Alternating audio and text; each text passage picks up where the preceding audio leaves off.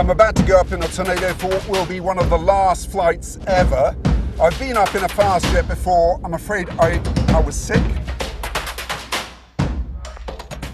I'm hoping that I can give you some facts about it before anything goes wrong. I'll see how many I can do. The Tornado is the RAF's longest serving fast jet.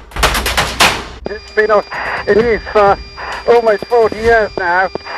Its first operation was during Gulf War I in 1991, and it's been involved flying operations over Kosovo, over Afghanistan, over Libya, most recently over Iraq and Syria. But it's right to say that this was originally designed in the Cold War to fly low and fast so that it wouldn't be detected by Soviet air defense. Yeah, that's correct. Oh, goodness me.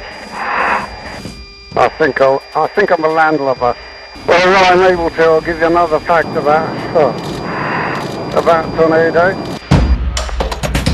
They were originally designed for the Cold War to carry nuclear weapons, so it could go in to carry out a strike loaded with a nuclear weapon. Thankfully, nobody ever had to use that.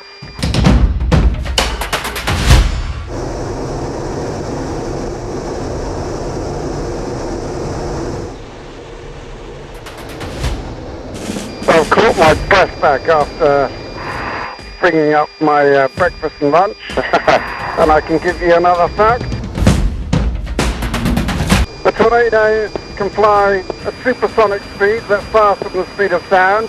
And the supersonic capability is really a last-ditch thing. You use it to run away if you're being chased by an enemy fighter.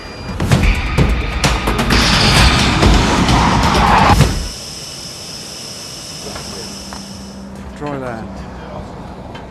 I know I'm a very lucky boy.